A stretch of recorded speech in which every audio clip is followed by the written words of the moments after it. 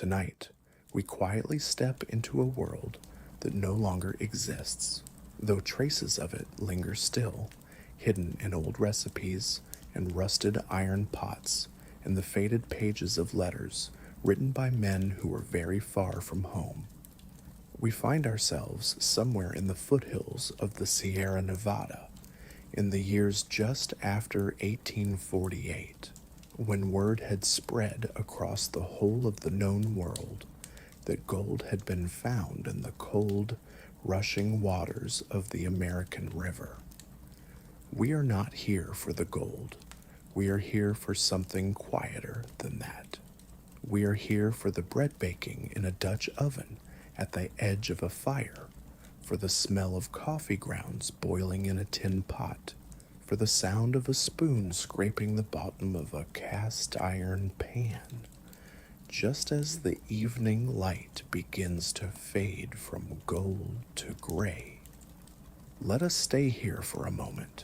just at the edge of camp,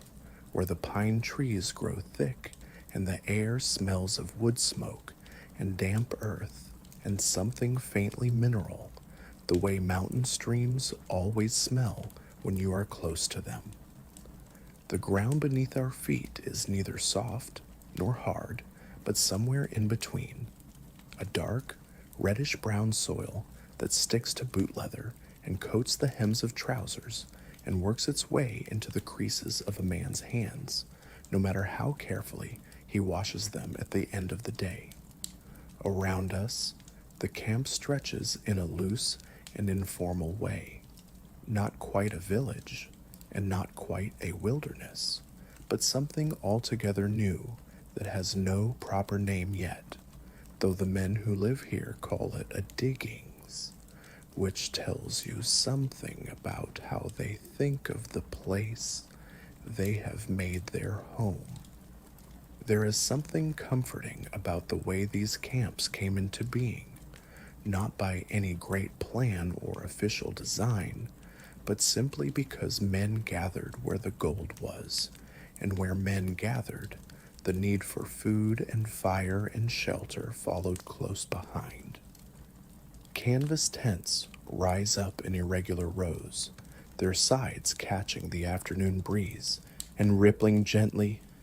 and between them are open spaces where fire rings of blackened stone mark the places where meals have been cooked and evenings have been spent in conversation. Here and there, a more permanent structure has been attempted, a low cabin of rough-cut timber with gaps between the planks that let in the mountain cold at night, a roof of canvas or bark or whatever material happened to be near at hand when the rain began to fall. These are not beautiful places, not by any measure that would have satisfied a person accustomed to the settled towns of the eastern states or the old country, but they are lived in, and that is a kind of beauty in itself. Slowly, as we walk deeper into the camp, the sounds around us begin to take on a rhythm. The distant thudding of a pick against rock, the low, continuous murmur of water moving over gravel in the creek below, the soft clanking of tin cups and iron pots being arranged for the evening meal. Men's voices, low and unhurried, the kind of voices that belong to tired men who have worked hard since early morning and who have not yet decided whether they have the energy to talk or whether they would prefer simply to sit in silence and watch the fire burn down to coals. It is late afternoon, and the shadows of the pine trees are growing long and dark across the ground, and the air is beginning to cool in the way that mountain air always does, as the sun drops lower, quickly and without warning, so that one moment you are warm, and the next you are reaching for a coat. The men of these diggings came from everywhere. It is important to understand this, not as a historical fact to be noted and set aside, but as a living reality that shaped every meal that was ever cooked in this camp. There were men from New England who had grown up eating salt cod and baked beans and brown bread made from rye flour and molasses.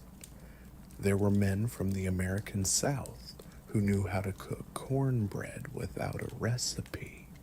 and who missed the smell of a proper smokehouse more than they missed almost anything else. There were men from Mexico and Chile and Peru who brought with them a knowledge of dried chilies and masa and cooking methods that the Americans around them had never seen before. There were men from China who carried their own woks and their own spices and their own ways of preparing rice that seemed to their neighbors utterly foreign and yet produced food that smelled unmistakably like something good. There were men from France and Germany and Ireland and Australia and Hawaii, men who carried with them the food memories of entirely different worlds and who found themselves in this muddy and improbable place, trying to feed themselves as best they could with whatever was available. And what was available in the earliest days of the gold rush was not very much at all. In the quiet of early morning, before the men have risen from their bedrolls, let us consider the simple and difficult matter of supplies. The mining camps of California in 1849 and 1850 were places of genuine scarcity, not the dramatic scarcity of famine, but the ordinary and grinding scarcity of a place where the supply of food could not keep up with the sudden and unexpected arrival of tens of thousands of hungry men. The nearest farms were far away. The roads, such as they were, turned to mud in winter and dust in summer, and the wagons that carried flour and salt pork and dried beans from the coastal towns to the mountain camps moved slowly and arrived with unpredictable frequency. A man might go several days eating nothing but hardtack and salt pork and whatever he could forage from the hillsides, and then a supply wagon would arrive, and for a few days there would be something approaching abundance, and then the abundance would thin out again, and the plain eating would resume. Slowly the conditions improved. Merchants followed the miners into the mountains, setting up small stores and canvas tents, and then in rough wooden buildings, selling provisions at prices that would have seemed extraordinary in any other part of the world. A pound of flour that cost a few cents in San Francisco might cost several times that amount in a remote mining camp, and the miners paid it because they had no choice, and because the gold they were finding made such prices, however painful, bearable. It was a kind of economy that had its own strange logic, and it shaped the food of the gold rush in ways that went very deep. Let us settle now beside one of the campfires, where a man who goes by the name of Josiah, though whether that is his given name or a name he has taken for reasons of his own is not entirely clear, is preparing the evening meal. Josiah is from somewhere in Ohio, and he has been at the diggings for about 8 months, which is long enough to have learned a great deal about cooking with limited means over an open fire, and long enough to feel, on evenings like this one, a particular and quiet kind of homesickness that has nothing to do with any specific place, but is simply a longing for the ordinary comforts of a life that moved at a slower pace and offered more predictability. He is working with a Dutch oven, which is the most important piece of cooking equipment in any mining camp, the tool around which the entire practice of camp cooking is organized, and without which the business of feeding oneself in the mountains would be very considerably harder. The Dutch oven is a heavy cast iron pot with a tight-fitting lid and short legs that allow it to be set directly in the coals, and it is capable, in skilled hands, of producing not just the obvious things like stews and beans, but also bread and biscuits, and even, on occasions that call for celebration, something approaching a pie. The Dutch oven is, in many ways, a portable kitchen, and the men of the mining camps treated them accordingly, carrying them on muleback over mountain passes, and guarding them carefully against the kind of rough handling that might crack the iron. Tonight, Josiah is making beans, which is not an exciting thing to make, but which is in the context of the mining camps one of the most important foods a man can eat. The beans he is using are dried because dried beans are among the most practical foods available in this setting, compact enough to be transported in quantity, stable enough to keep for a very long time without any special treatment, and nutritious enough to sustain a man through the heavy physical labor of mining. He soaked them the previous night in a pot of cold water, a practice he learned not from any recipe, but from watching other men in camp, and now they are ready to be cooked. Into the Dutch oven, he places the beans along with water drawn fresh from the creek that morning and allowed to settle and clarify through the day, and then he adds a piece of salt pork, which is the one item he almost never runs out of because salt pork is cheap and keeps well and comes in large quantities on the supply wagons. Salt pork is not the most delicious thing in the world. Even Josiah would be the first to admit this, but it gives the beans a depth of flavor they would not otherwise have, a savory richness that comes from the fat rendering slowly into the liquid as the whole thing simmers.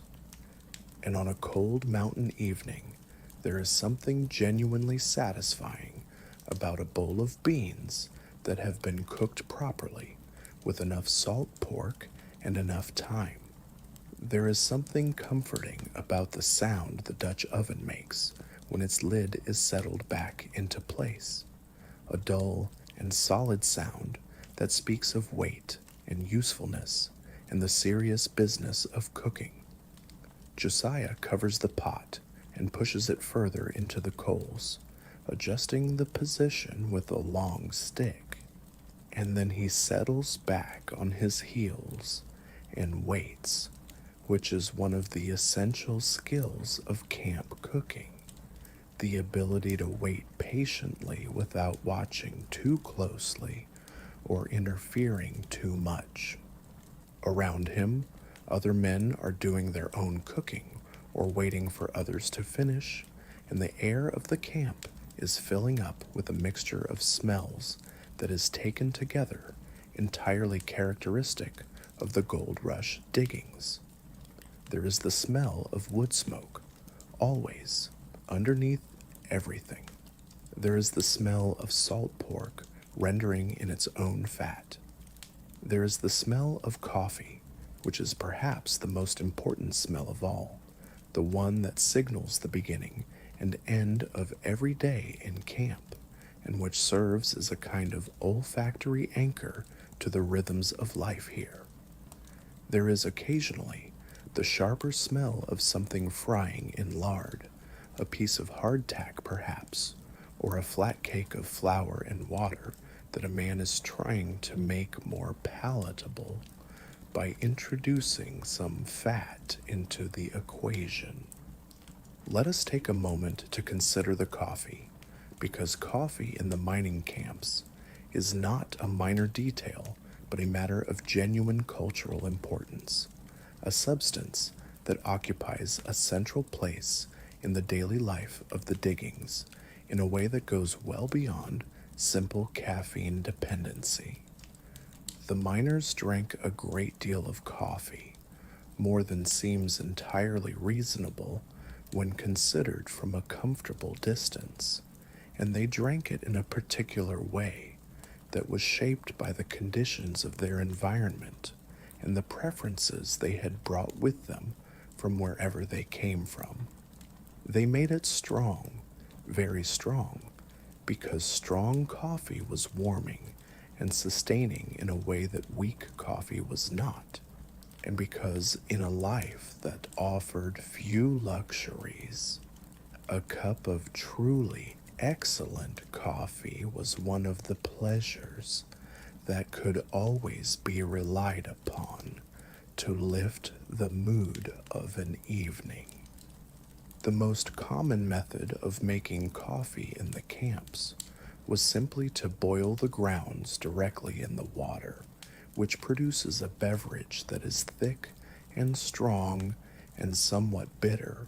and which requires either a steady hand or a practiced technique to pour without getting a mouthful of grounds. Some men let the grounds settle before pouring, tilting the pot slowly and carefully so that the grounds stayed at the bottom while the liquid flowed into the cup. Others added a pinch of salt to the grounds before boiling, which they claimed reduced the bitterness, though whether this was true or simply a piece of camp mythology is difficult to say at this distance. Others added a small piece of dried fish skin or eggshell to the boiling coffee, also in the interest of clarifying it,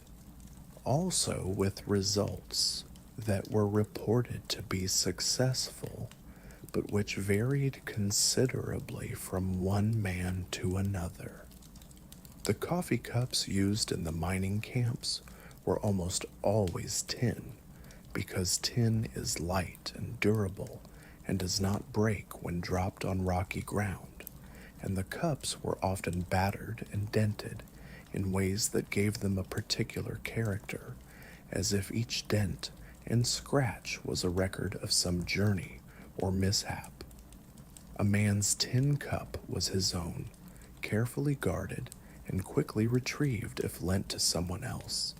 and there was something in the attachment to these simple objects that spoke to the broader human need, in conditions of impermanence and uncertainty, to have a few things that are reliably one's own. Before long, the beans will be ready, and while they cook, let us wander a little further through the camp and see what other meals are being prepared for the evening. Not far from Josiah's fire, two men who arrived together from somewhere in the eastern part of Pennsylvania are sharing the labor of making bread, a task that requires more preparation and more skill than it might appear, and which represents, in the context of the mining camps, one of the genuine culinary achievements of daily life. The bread they are making is sourdough, though they do not necessarily call it by that name. What they have is a crock of starter, a mixture of wild yeast and flour and water that they have been maintaining for several months, and which they guard with a care that seems, to an outside observer, almost excessive, but which makes perfect sense when you understand that this starter is the source of every loaf of bread they will eat in the foreseeable future, and that replacing it, if it were lost, would be a matter of several days of careful cultivation, during which they would be without bread entirely. The wild yeast that leavens sourdough bread was not something these men brought with them from Pennsylvania. It was something they captured from the air of California itself, and this gives the bread of the gold rush a flavor that is distinct and particular to this place and time. A slightly tangy, a slightly sour note that comes from the specific strains of wild yeast and beneficial bacteria that float in the mountain air and settle into any mixture of flour and water that is left uncovered long enough to receive them.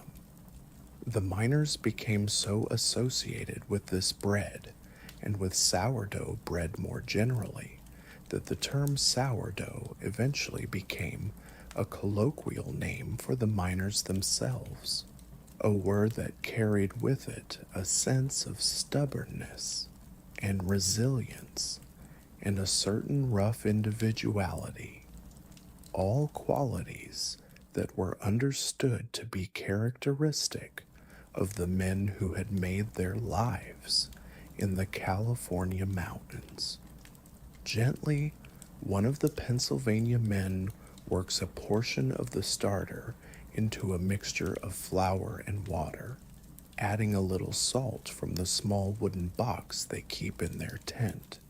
and then kneading the whole thing with his hands in a way that is habitual and practiced, the kind of physical knowledge that lives in the muscles rather than the mind. The dough comes together slowly, becoming smoother and more elastic as he works it, and when it has reached the right texture, he sets it aside in the Dutch oven to rise, covering it with a piece of cloth to keep out the dust and the small insects that are everywhere in camp during the warmer months.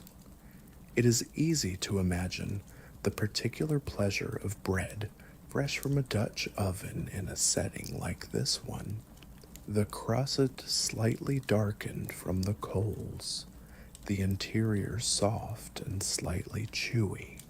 the whole thing carrying that characteristic sourdough flavor that is unlike any other bread in the world.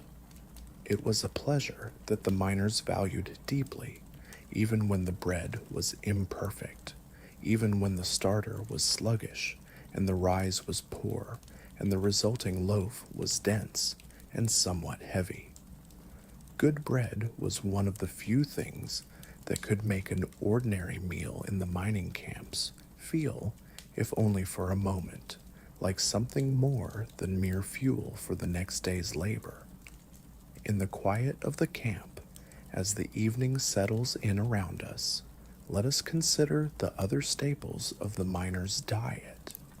The foods that appeared on virtually every fire ring, in virtually every diggings, from the foothills of the Sierra Nevada to the more remote canyons of the high country. Salt pork has already appeared in our story, and it will appear again many times before we are done, because it was genuinely ubiquitous, present in nearly every meal in one form or another, fried in the morning for breakfast,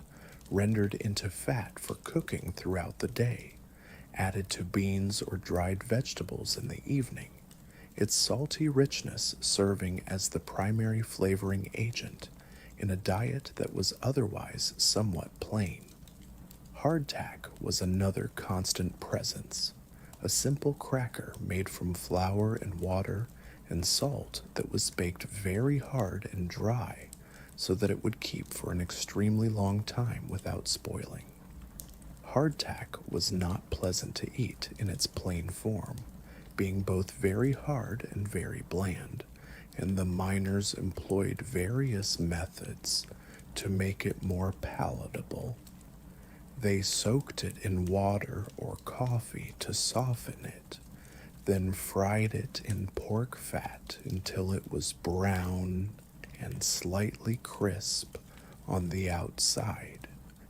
They crumbled it into stews and soups where it absorbed liquid and became something more like a dumpling.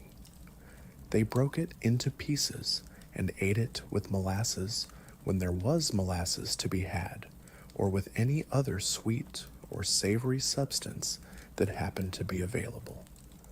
Hardtack was not beloved, but it was practical, and in a life organized around practicality, it occupied an important place.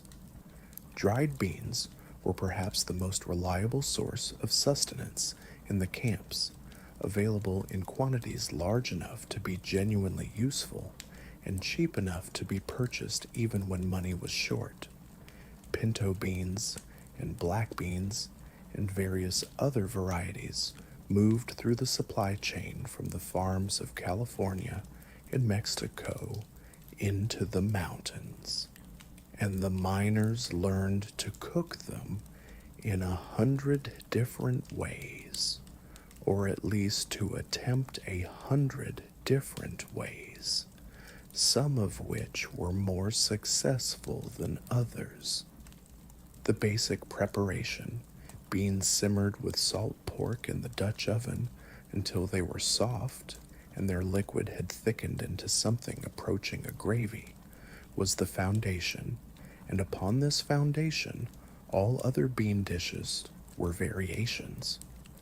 For a while, let us sit here with Josiah while his beans cook and think about the question of flavor,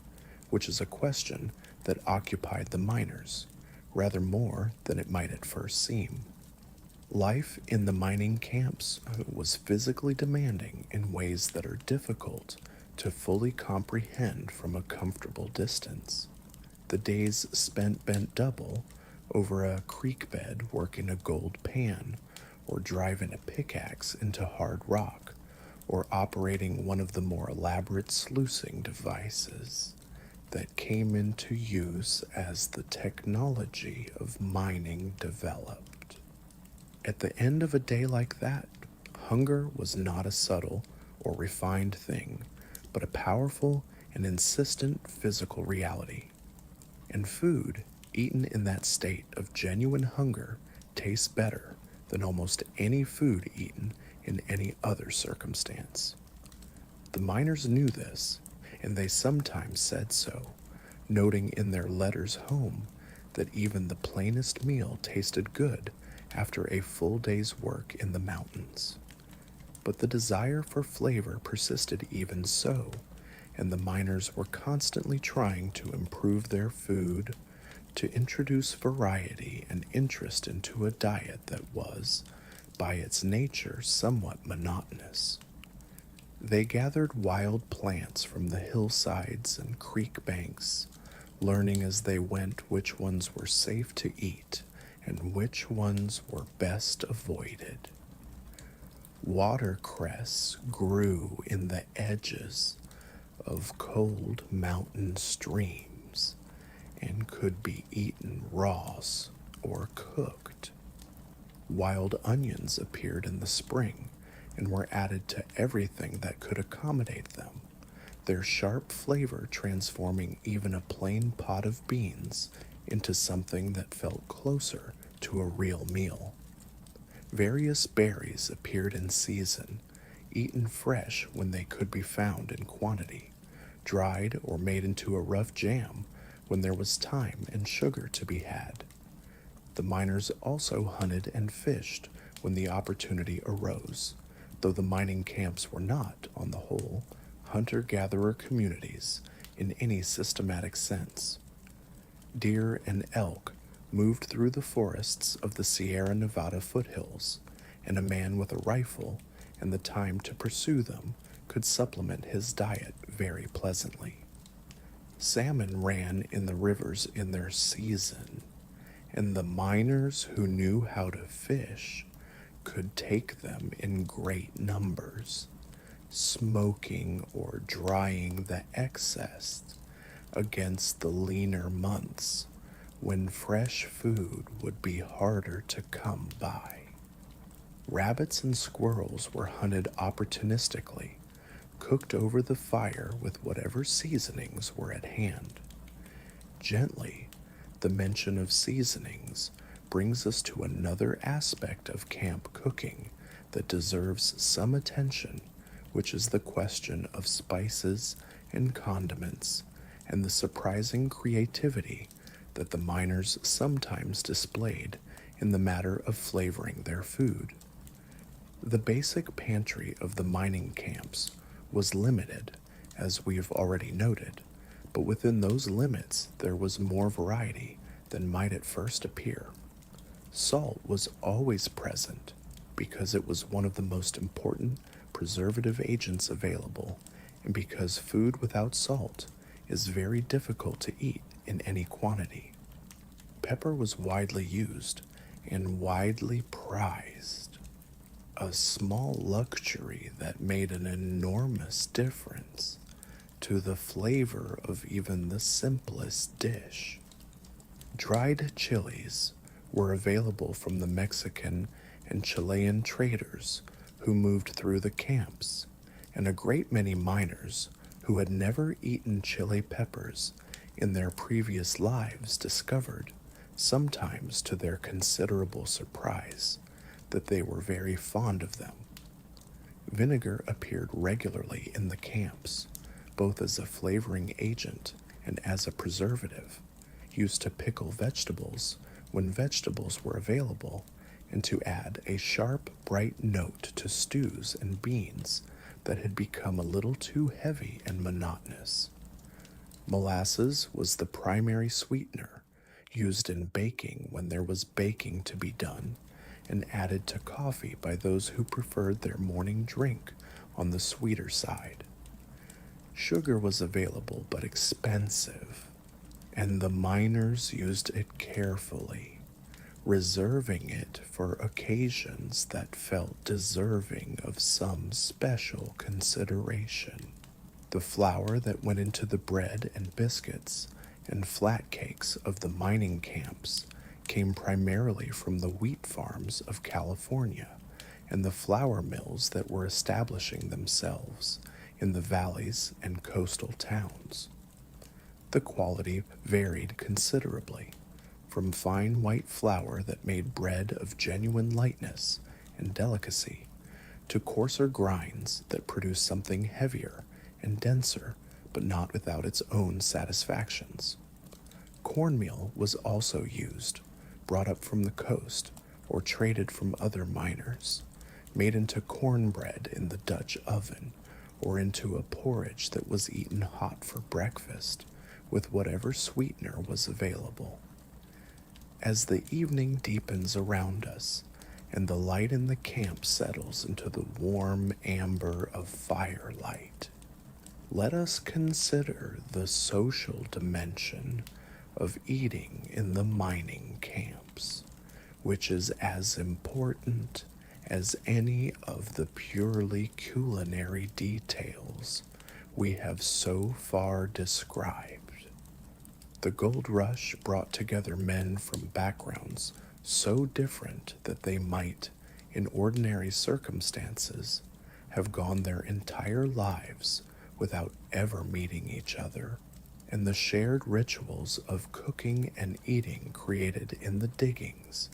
a kind of community that had not been planned or intended, but that was real and in some ways genuinely warm. Men cooked together, or at least in close enough proximity to each other that cooking was a communal activity, whether or not it was formally organized as such. A fire shared between 2 or 3 men meant that cooking fuel was used efficiently, and it meant that the warmth and light of the fire were available to everyone gathered around it, and it meant that conversation happened naturally in the way that it always happens when people are waiting for something to cook, when there is nothing much to do but watch the pot and talk about whatever comes to mind. The mining camps had their own informal social customs around food and eating that developed organically over the months and years that men spent in them. A man who had a good day at the diggings might treat his campmates to a special meal, contributing a bit more of his provisions than usual, or buying something from the camp store that was beyond the ordinary daily allowance. A man who was sick or injured could expect his neighbors to bring him food without being asked, this being one of the unwritten laws of camp life that everyone understood and most people followed. When a supply wagon arrived and there were fresh goods to be had, the news spread quickly through the camp, and there was a kind of communal excitement, a shared pleasure in the prospect of eating something other than the usual fare that briefly transformed the mood of the whole diggings. Let us stay here for a moment and consider the supply wagons more carefully, because they were in many ways the most important institution in the food life of the mining camps. The connection between the isolated world of the diggings and the larger commercial world of the coast and the valley. The men who drove these wagons and the merchants who organized the supply chains were not miners themselves,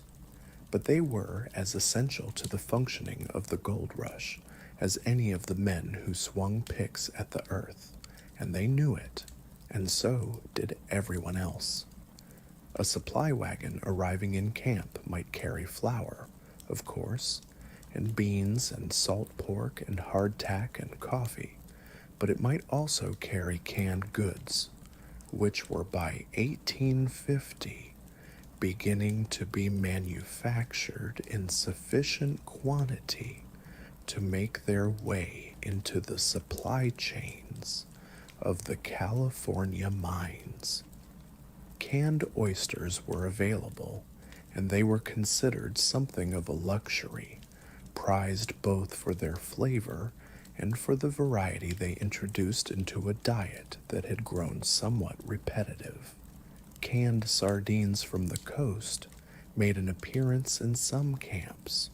Canned fruits, when they could be obtained, were treated as genuine delicacies. The sweetness and softness of preserved peaches or plums representing something almost painfully reminiscent of home for men who had been in the mountains for a very long time. Slowly, as the gold rush progressed and the supply chains became more established and reliable,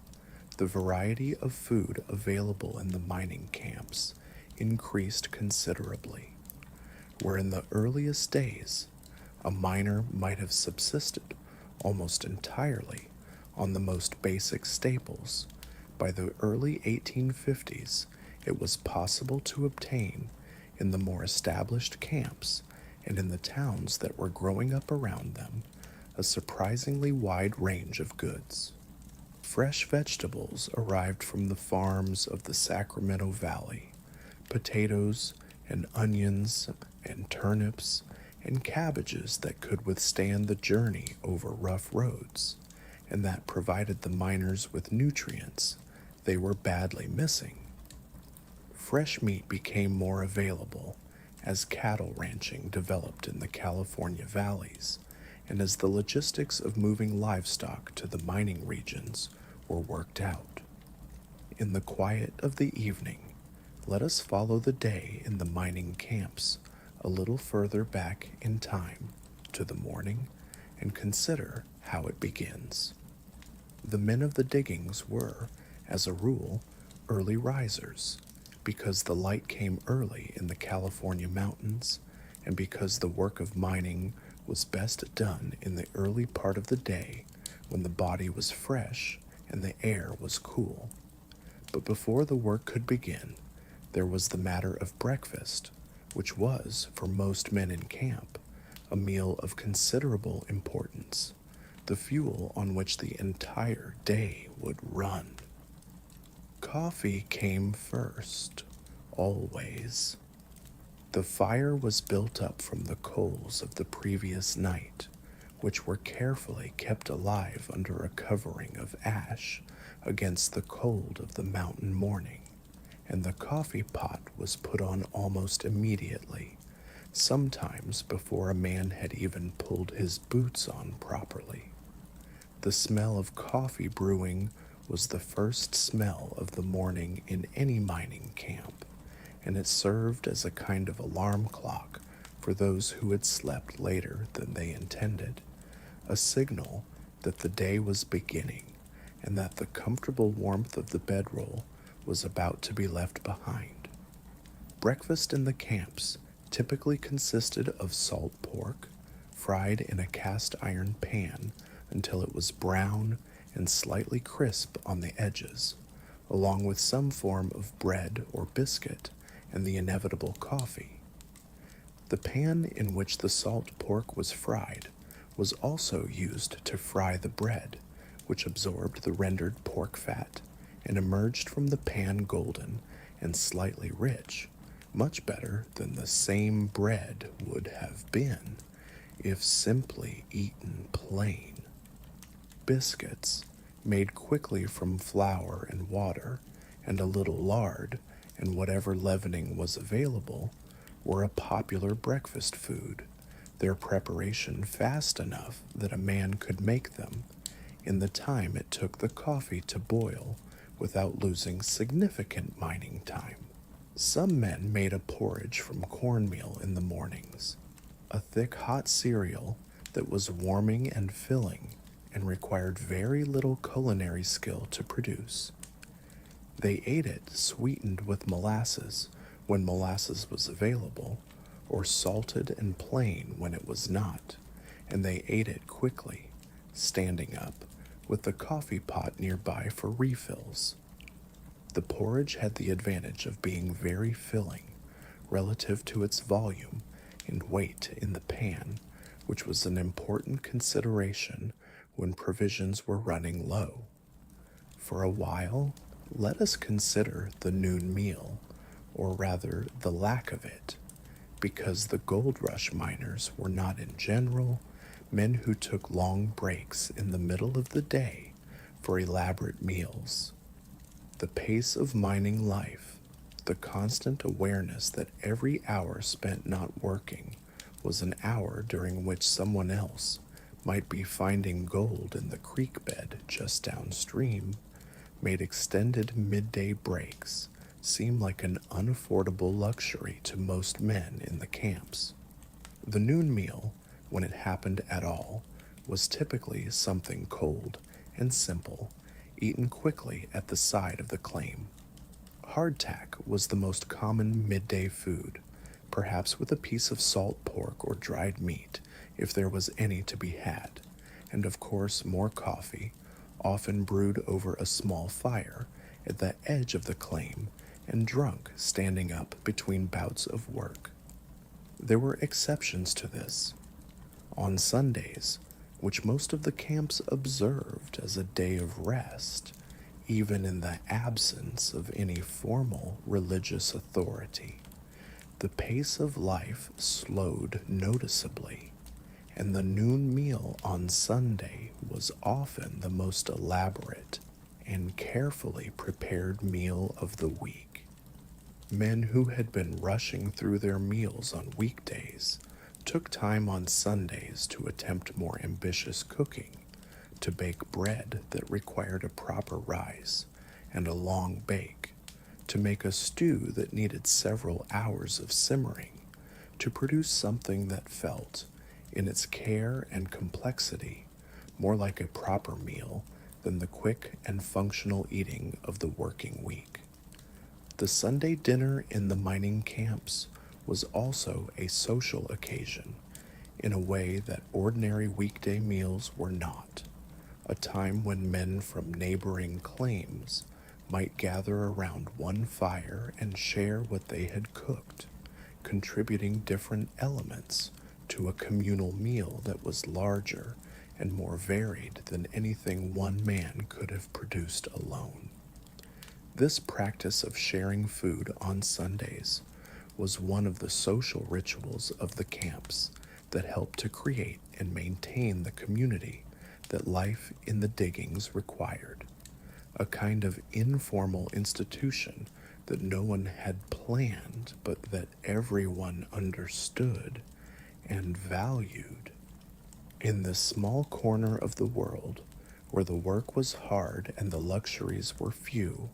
food was not merely fuel, but also a form of communication, a language in which generosity and skill and the desire for connection could be expressed without many words. A man who shared his cooking with his neighbors was making a statement about the kind of person he was and the kind of community he wanted to be part of. And this was understood by everyone around him, even if it was never articulated in those terms. Let us move now to a different part of the camp, away from the domestic fires and toward a canvas structure that is somewhat larger than the surrounding tents, its walls patched and its entrance hung with a piece of cloth that serves as a door. This is the camp's rough equivalent of a tavern, a place where a man could buy a drink and perhaps something to eat,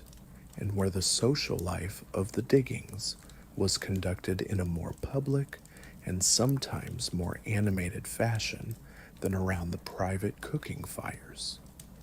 These establishments went by various names, saloon being the most common,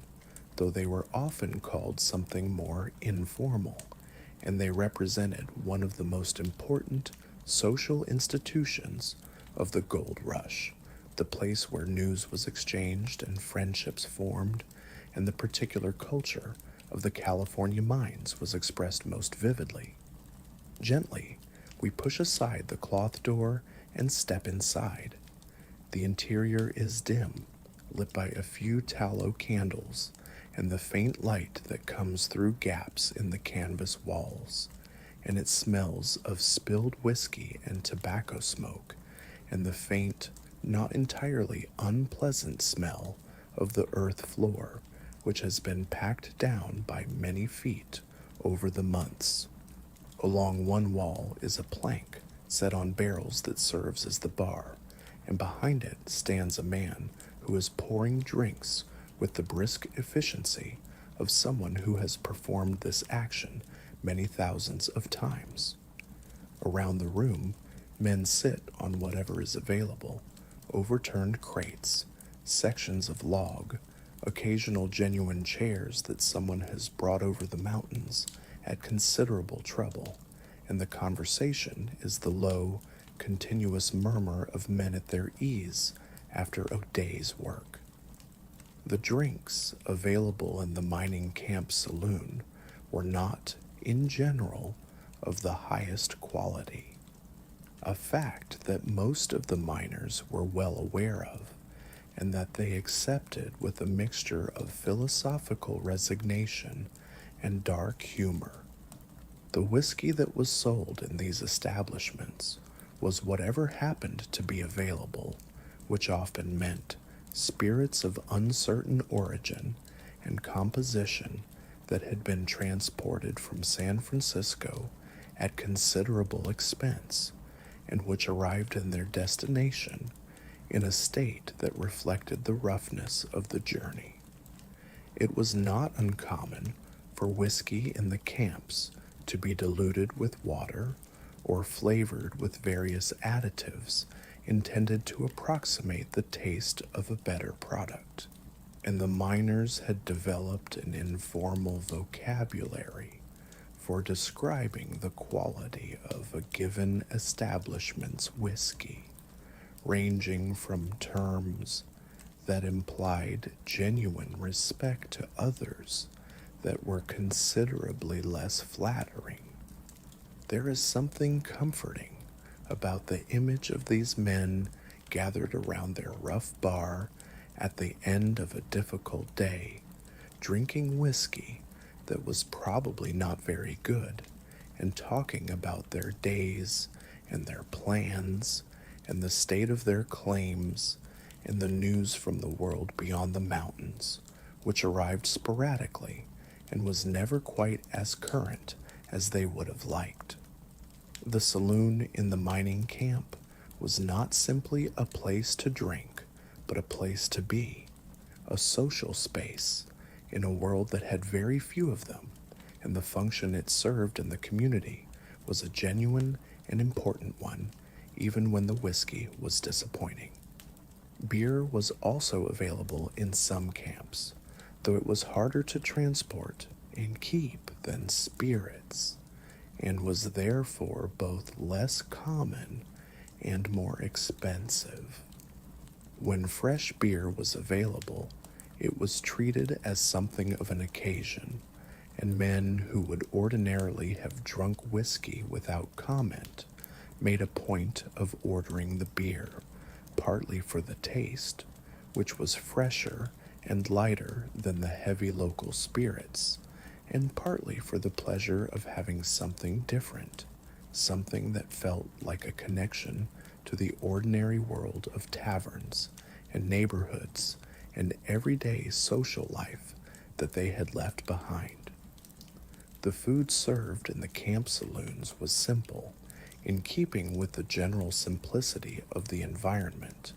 but it was important both because it gave men a reason to stay longer and spend more money, and because it addressed a genuine need. Dried beef was a common saloon food, served in thick slices that men ate with their fingers or with a pocket knife while leaning against the bar or sitting on whatever passed for furniture. Pickled eggs appeared sometimes, bobbing in large jars of brine, and these too were eaten without ceremony, pulled from the jar and consumed in a few bites. Crackers, which were essentially the commercial version of hardtack, were often available and were eaten with whatever else was on offer. On special occasions, or in the more established camps, where the commercial infrastructure was better developed, the saloon might offer something more substantial, a bowl of soup or a plate of beans and bread, served at whatever passed for tables by a man who had taken on the additional role of cook, along with his duties behind the bar. These meals were not sophisticated, but they were hot and filling, and a man who had been eating his own cooking in his tent for several months could find in even the most modest restaurant meal something that felt, by comparison, like genuine luxury.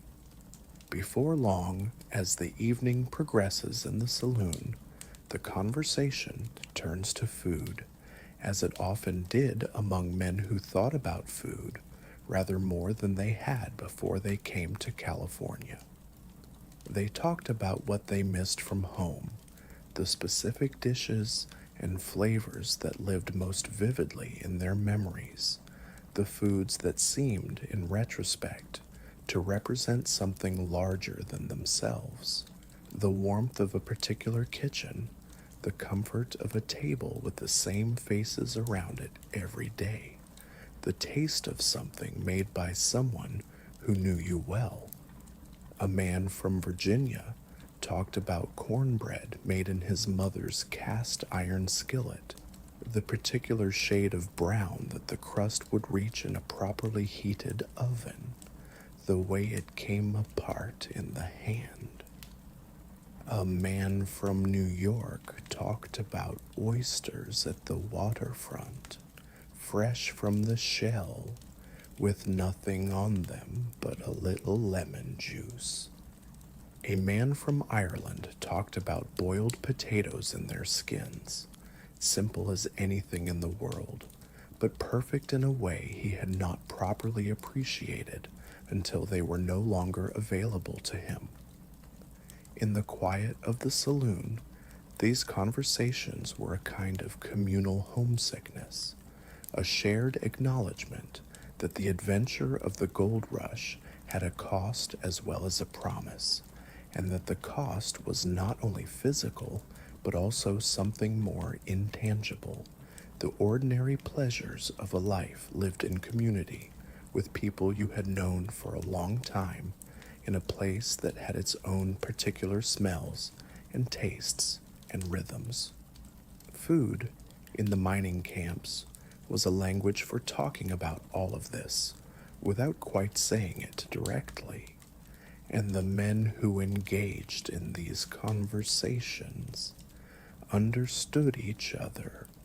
even when they came from worlds so different that they had almost nothing else in common. Gently, we step back out into the night air, which is now properly cold, the mountain cold that comes with altitude and clear skies, and the absence of any of the sheltering walls that would ordinarily moderate the temperature of a night like this one. The fires around the camp have burned lower,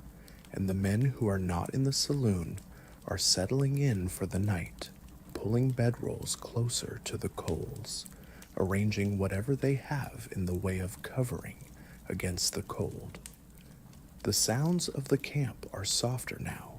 the clink of metal and the murmur of voices replaced by the simpler sounds of the night, the creak below and the wind in the pine trees, and the occasional call of some creature in the darkness beyond the camp's perimeter.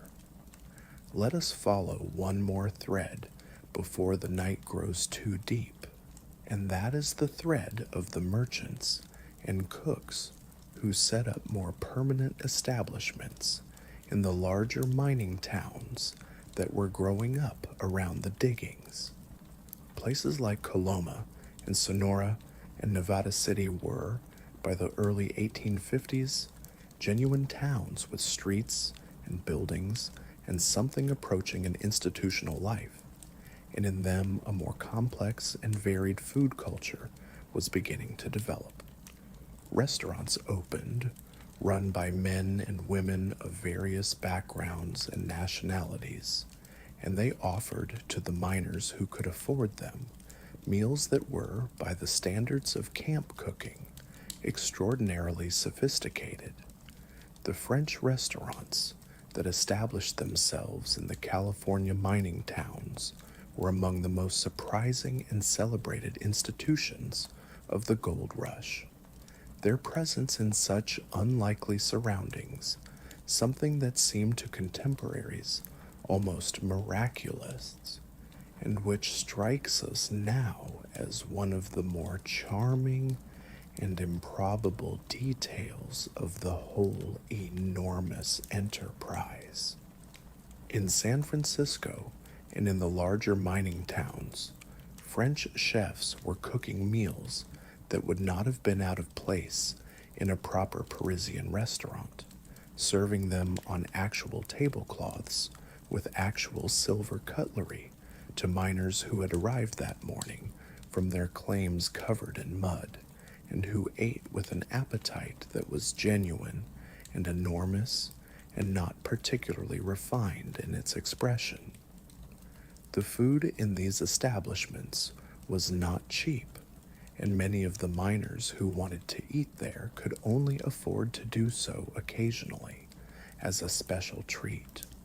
But the existence of the French restaurants served an important function in the broader food culture of the gold rush,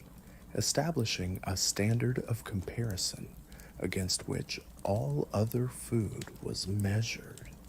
and creating a kind of aspiration, however remote, toward the pleasures of proper cooking and proper eating. The miners who ate at these restaurants talked about their meals with the kind of detail and enthusiasm that they would more commonly have applied to their experiences at the diggings, describing sauces and preparations and the quality of particular dishes with a precision that spoke of genuine pleasure and genuine attention. There is something comforting about this, about the persistence of the human desire for good food and elegant eating, even in the most unpromising of circumstances, about the French chef and his immaculate tablecloth setting up shop in a California mining town, and the rough miners coming to eat his food with their calloused hands and their tired eyes and their enormous, uncomplicated appetite. It is a reminder that the desire for beauty and refinement in the ordinary rituals of daily life does not require wealth or leisure or established civilization,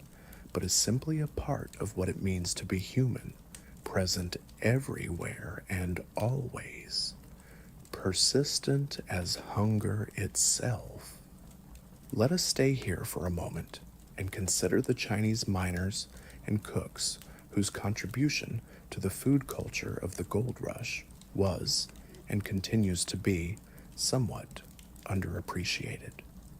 Chinese immigrants arrived in California in considerable numbers during the gold rush, drawn by the same promise that drew everyone else, and they brought with them a culinary tradition that was in several important respects far more sophisticated and more deeply developed than anything the American miners were working with. The Chinese cooks of the California mines had at their disposal a knowledge of techniques and flavors that was the product of thousands of years of culinary development, and they applied this knowledge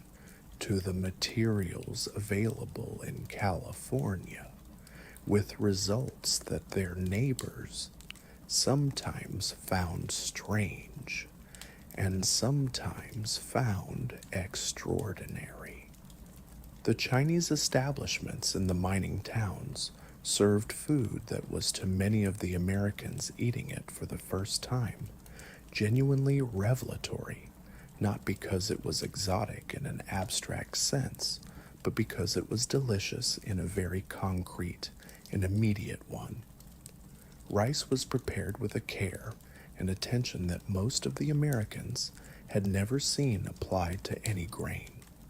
Vegetables were cooked quickly over high heat in a way that preserved their texture and color and flavor, which was entirely different from the boiling methods most familiar to American cooks and produced results that were noticeably superior. Tofu, which most of the American miners had never encountered before, appeared in various preparations that ranged from the delicate to the robustly flavored, and which required time to appreciate, but which once appreciated were genuinely prized. The Chinese miners also preserved and dried various foodstuffs in ways that were efficient and practical, making use of the sun and the dry mountain air to store food against the possibility of shortage, a practice that made good sense in the conditions of the gold rush and which other miners observed with interest and sometimes adopted. Dried mushrooms and dried fish and various other preserved goods were traded between the Chinese community and their neighbors, and these exchanges were one of the ways in which the different cultural communities of the mining camps influenced each other's eating habits in small but real ways. Slowly, as the years of the gold rush passed and the population of California settled into something more stable and permanent, the food culture of the mining camps evolved and changed. The desperate improvisation of the early years gave way gradually to something more organized and comfortable as supply chains improved, as farms established themselves in the valleys, and as the towns that had grown up around the diggings became real cities, with real markets and real restaurants. The sourdough bread of the miners became the sourdough bread of San Francisco, carried down from the mountains by men who returned to the coast when the gold ran out, and who brought with them the starters they had cultivated over years of camp cooking. In this small corner of the world, in the middle of the 19th century,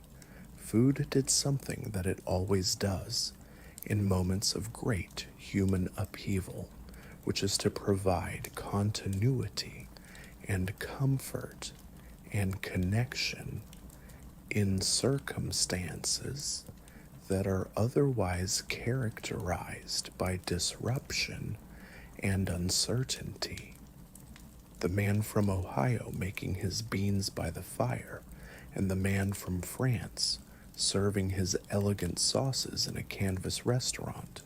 and the man from China cooking rice over a wok balanced on river stones were all, in their different ways, doing the same thing, which was to maintain, through the daily rituals of cooking and eating,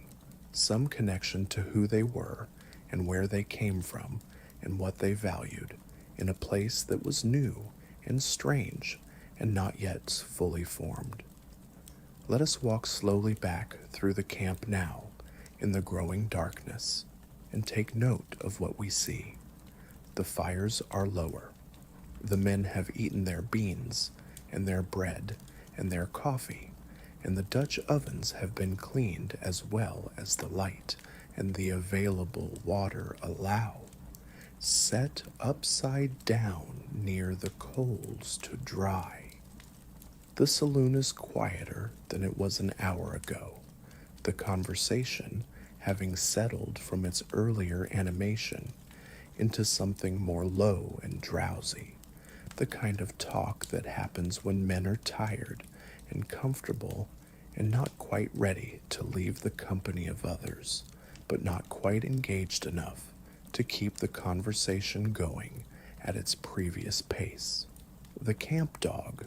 a thin yellow animal of indeterminate breed that has attached itself to one particular group of miners over the course of several months, and that earns its keep partly by its usefulness and partly by its undemanding company,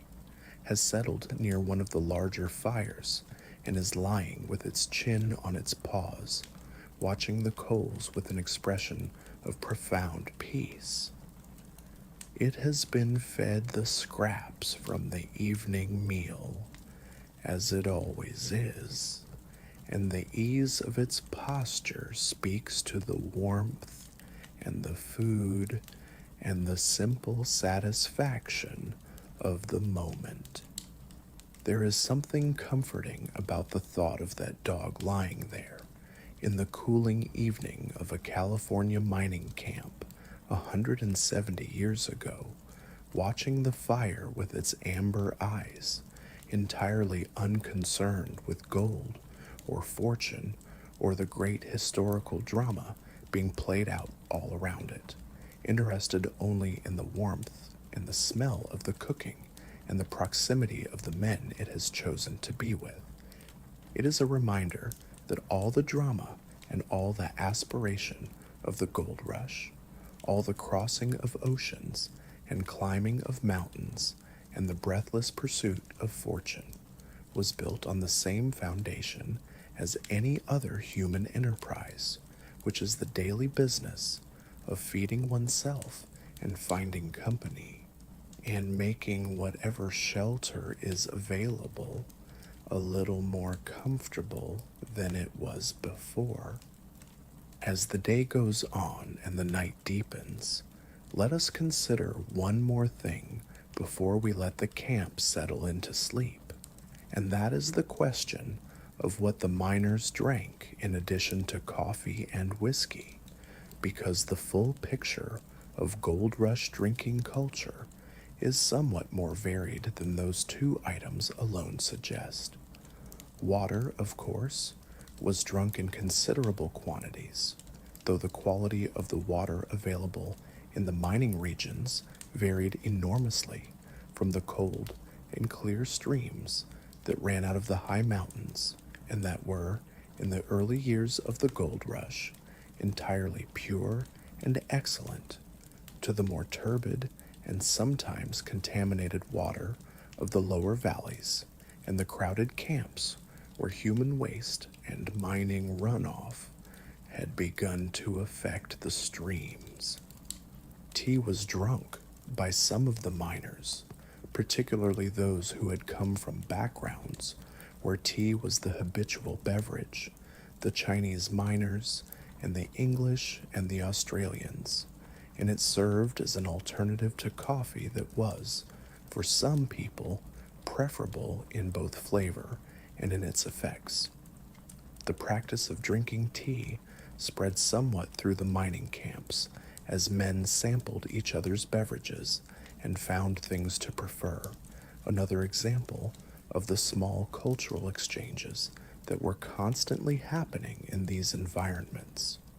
Milk was rare and greatly prized in the early years of the gold rush,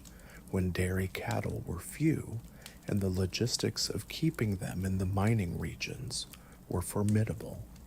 A camp that managed to acquire even 1 or 2 cows was considered fortunate beyond the ordinary run of fortune, and the milk those cows produced was treated with a care and attention that would have seemed entirely disproportionate in any other setting. Fresh milk was drunk plain or added to coffee in a way that transformed its flavor and character, or used to make a simple pudding or porridge that felt by the standards of camp cooking almost like a luxury. Butter, when there was milk enough to make it, was an even greater luxury, applied to bread and biscuits with a restraint that made the pleasure last longer. Gently, as the night grows quiet around us and the camp settles into the rhythms of sleep, let us move back through time a little further to the very beginning of the gold rush, to those first weeks and months in 1848, when the word had barely spread beyond the immediate vicinity of Sutter's Mill, and the men who responded to it were for the most part Californians already, settlers and ranchers and traders, who simply had the advantage of proximity and who arrived at the diggings before the great wave of outsiders began. These earliest miners faced conditions of genuine austerity, not because California was a poor or unproductive place, but because the apparatus of supply and commerce had not yet caught up with the sudden and unexpected demand that the gold discovery had created. They ate what was available locally, which in the Sacramento Valley meant beef, primarily, from the ranches that had been established during the Spanish and Mexican periods, along with dried beans and corn and whatever wild game and fish could be obtained without too much trouble. The beef was prepared simply, roasted over open fires, or dried into jerky for carrying to the mines, seasoned with salt and whatever was at hand. The culture of cooking that the earliest miners brought to the diggings was in some cases a blending of the Spanish and Mexican culinary traditions that had dominated California for generations before the American acquisition, with the Anglo-American food traditions of the settlers who had been arriving from the East in increasing numbers during the 1840s. This blending produced in the camps and towns of the gold rush a food culture that was more complex and more interesting than it might appear from a distance, a genuine mixing of traditions that eventually contributed something lasting to California's culinary identity. Tortillas, for example, were made and eaten in the early California mining camps by men who had learned to make them from Mexican ranchers and vaqueros, their preparation requiring nothing more than masa and water and a flat surface and a quick hand, and producing a food that was versatile and satisfying and well suited to the conditions of camp cooking. Chili Colorado, a dish of dried chilies and beef or pork simmered together until the flavors had merged into something deep and complex, appeared in the camps as an alternative to the plain boiled beans and salt pork of the Anglo American culinary tradition, and it was adopted by many miners who had never tasted anything like it before. The food of the miners from Chile and Peru, who arrived in considerable numbers in 1849 and who were among the most experienced miners in the camps, having already worked in the silver and gold mines of South America, brought additional culinary influences that enriched the already complex food culture of the diggings. They prepared dishes with dried corn and dried potatoes, the latter a product of the Andean food tradition that had evolved over thousands of years in the high altitudes of South America, and that kept extraordinarily well under conditions that would have destroyed a fresh potato within days. They made use of dried meat in ways that were efficient and flavorful, and they introduced various spice combinations that their neighbors found interesting and sometimes imitated. In the quiet of the evening,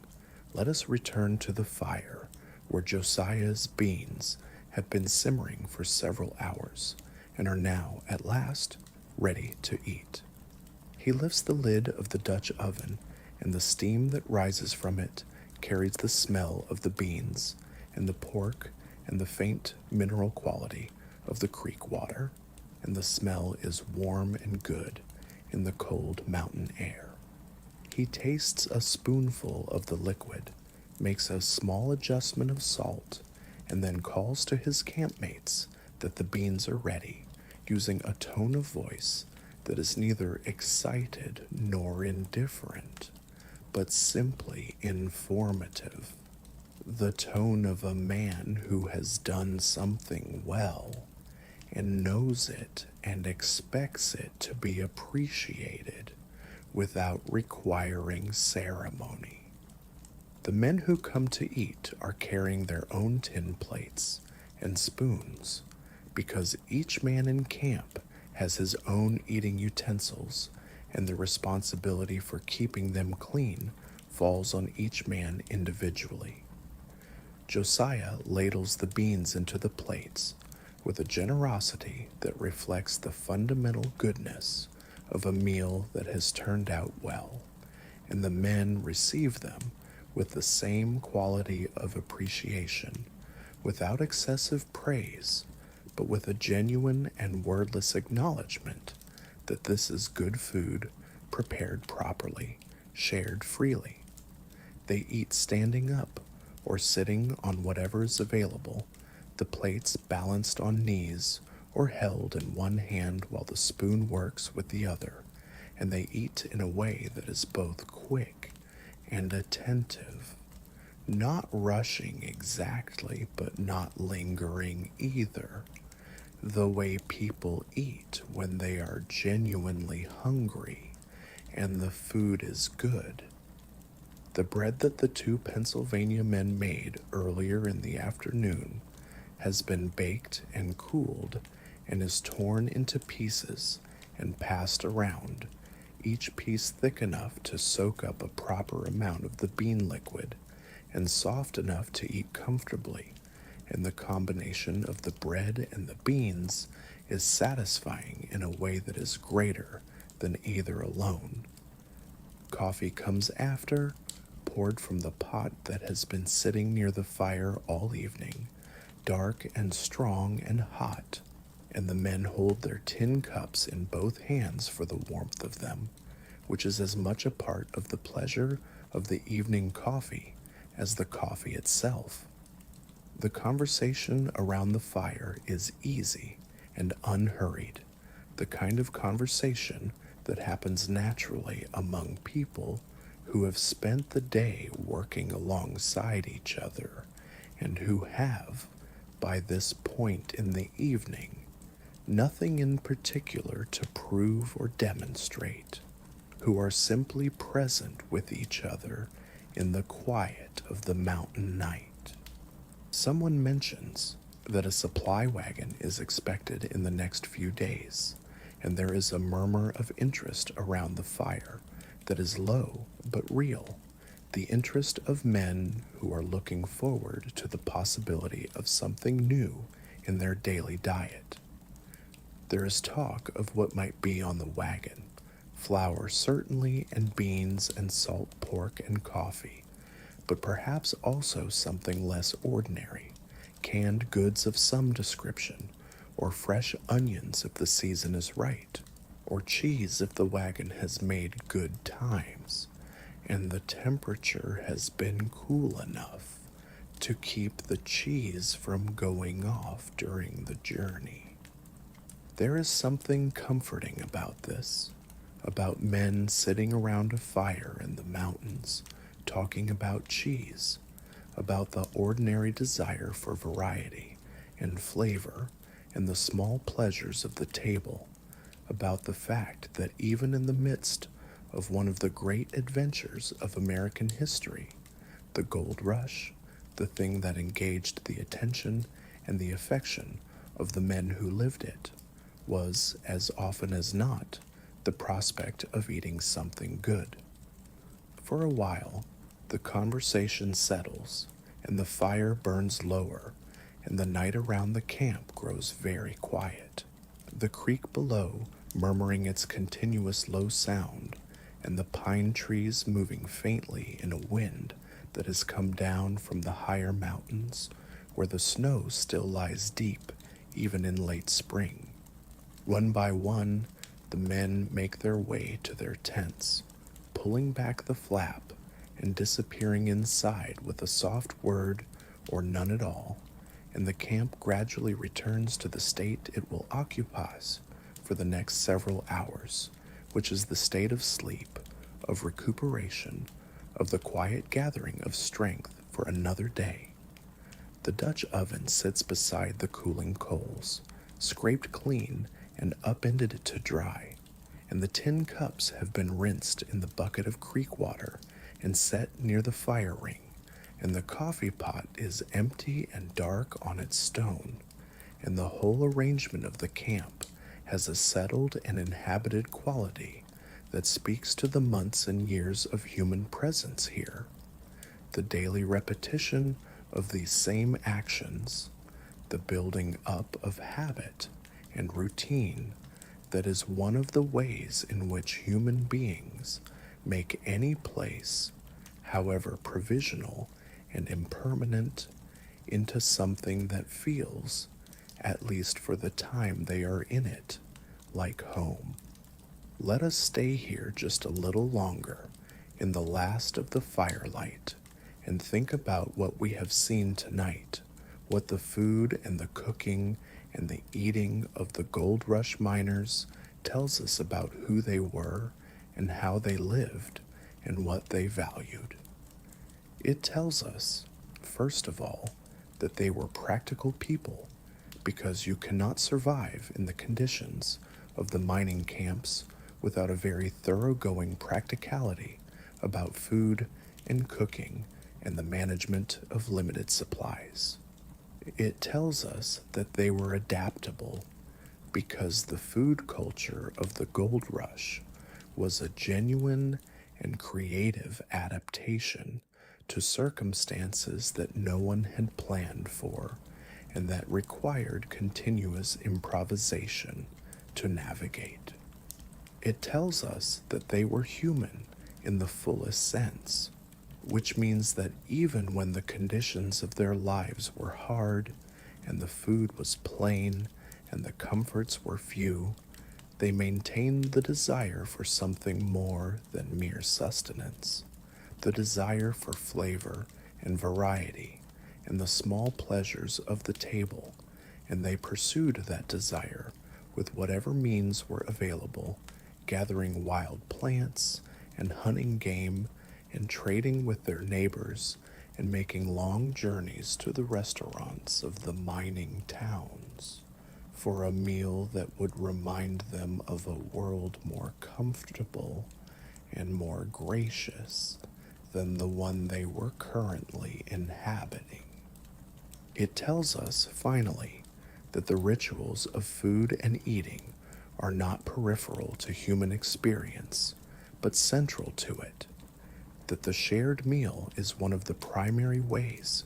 in which human beings establish and maintain their connections to each other and to the larger community of which they are a part, and that this is as true in a mining camp in the Sierra Nevada foothills as it is anywhere else in the world, as true in 1849 as it is now, as true around a fire ring of blackened stones as it is around any more elaborate table. Gently, the fire burns lower still, and the stars that have been visible all evening over the open center of the camp seem, now that the firelight is diminishing, to have grown brighter and more numerous. The great sweep of the Milky Way, visible in its full winter splendor over the dark shapes of the pine trees and the darker shapes of the mountains beyond. A man who has come out of his tent for a moment stands looking up at the sky for a while, his breath making small clouds in the cold air, and then goes back inside, pulling the flap closed behind him, and the camp is quiet. In the quiet, let us move now to think of the women of the gold rush, because while the miners were predominantly men, the food culture of the California mines was not without the influence of women. And to tell the full story of what gold rush miners ate, we need to include at least something of the perspective that women brought to it. Women were rare in the mining camps, at least in the earliest years, and their rarity gave them a status and an influence that was, in a social setting,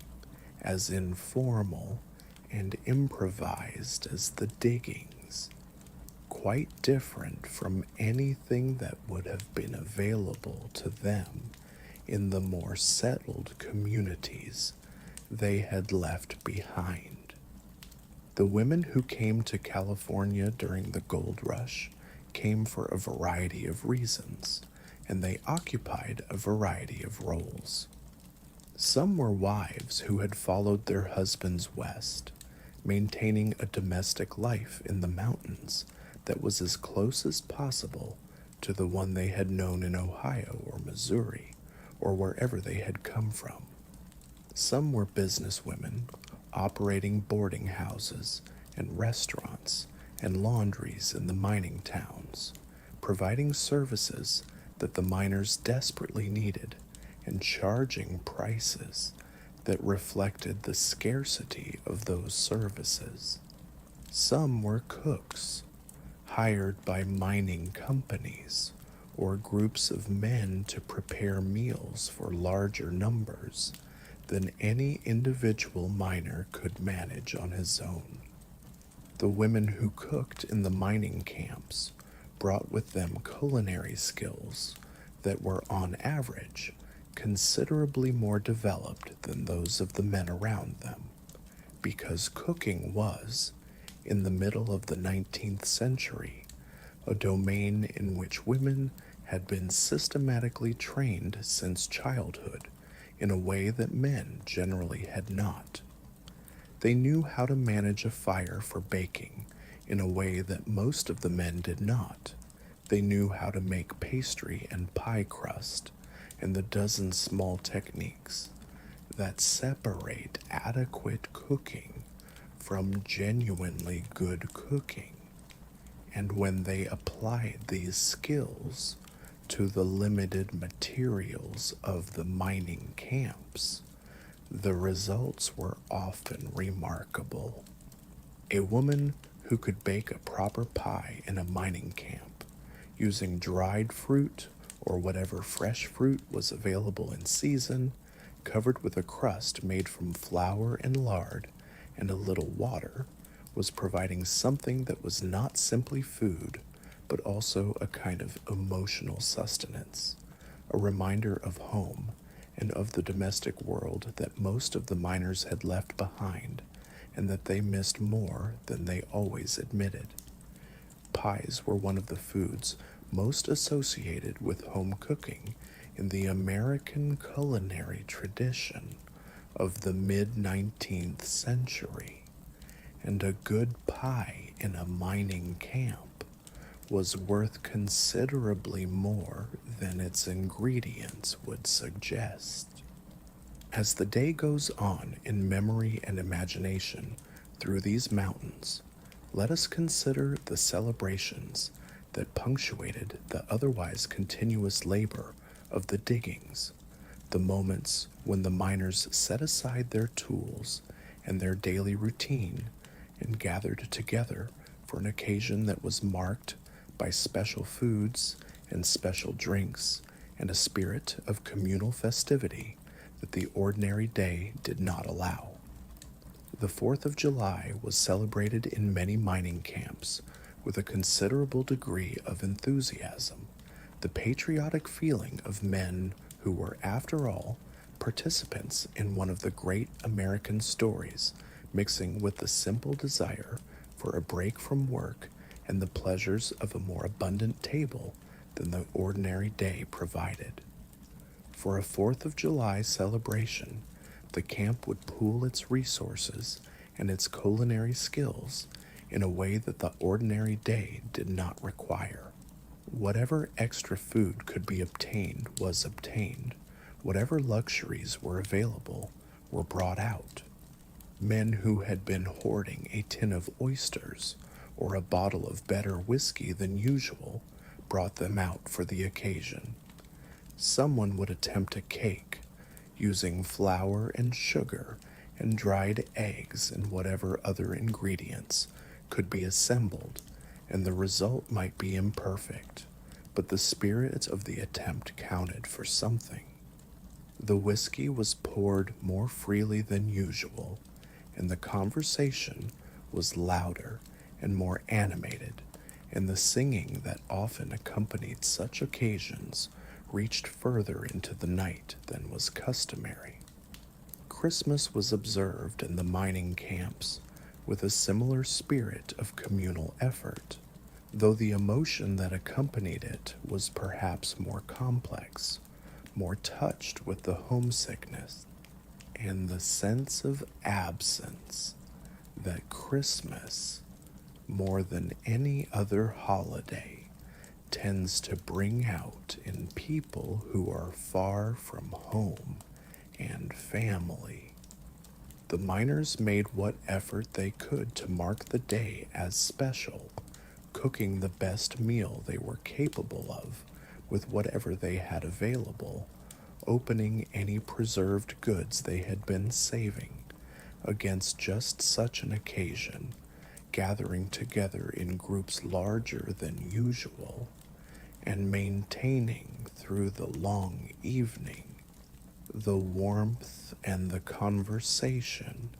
that were, in the absence of family,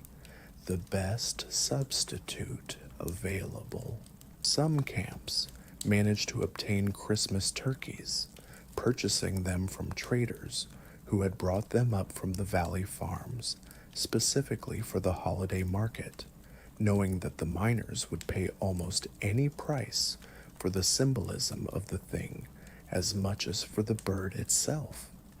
A turkey roasted over a fire in a mining camp, its skin crisping slowly in the heat of the coals, its smell spreading through the cold December air and bringing men from neighboring claims to investigate, was not simply a meal, but a gesture toward the life that had been left behind, an affirmation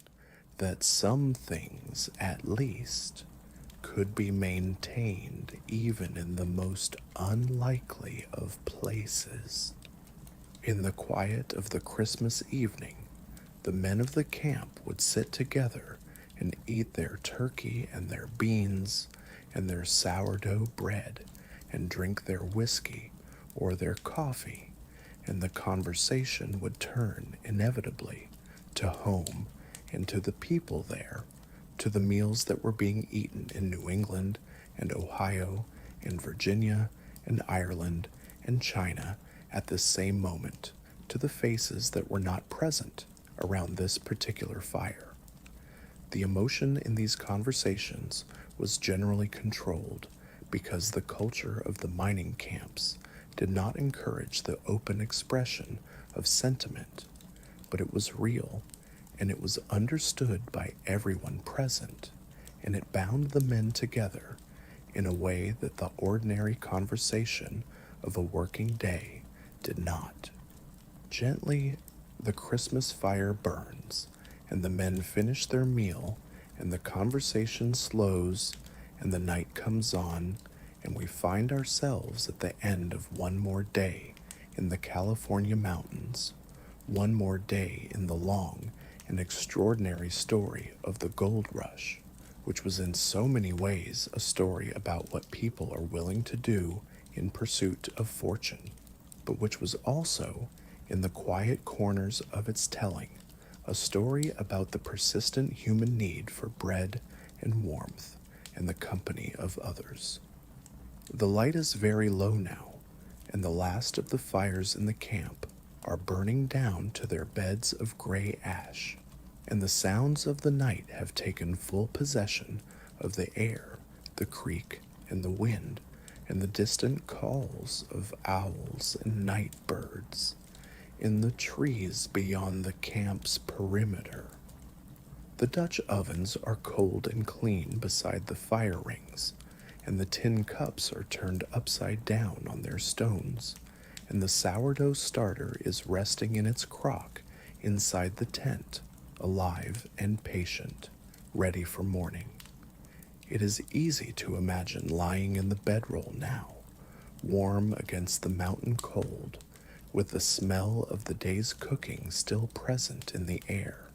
the faint residue of wood smoke and coffee, and the beans that were so good this evening, and feeling, in spite of everything, in spite of the hard work and the plain food and the distance from home and the uncertainty of the whole enterprise, a small and quiet satisfaction in the simple facts of the day that has just ended. The body has been fed, the work has been done, the fire was warm, and the company was decent, and the coffee was strong, and the bread was good. There are worse things than that. Slowly, the camp settles into the silence of the deep mountain night,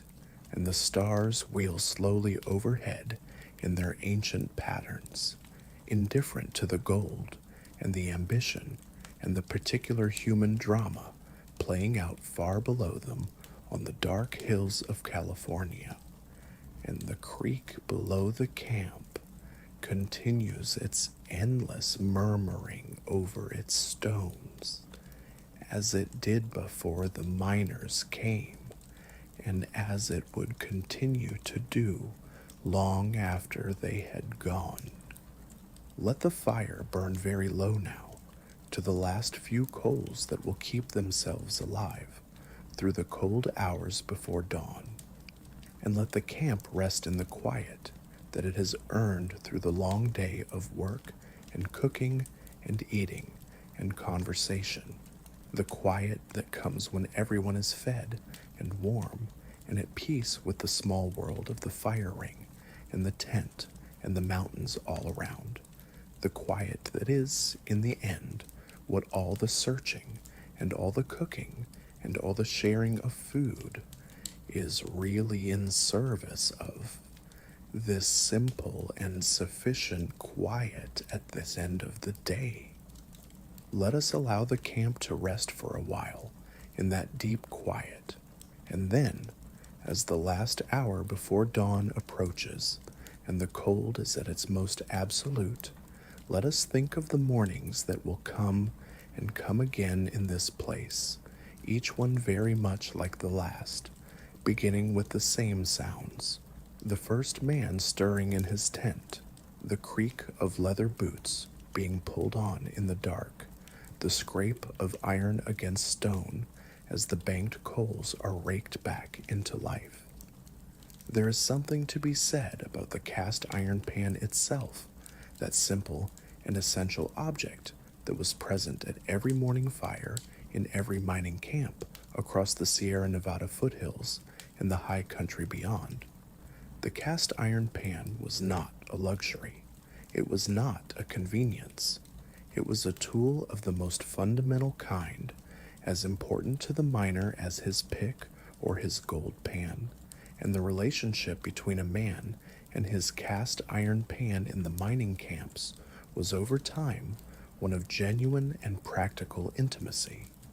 He knew its particular hot spots, the places where the heat was most intense and where things would brown fastest,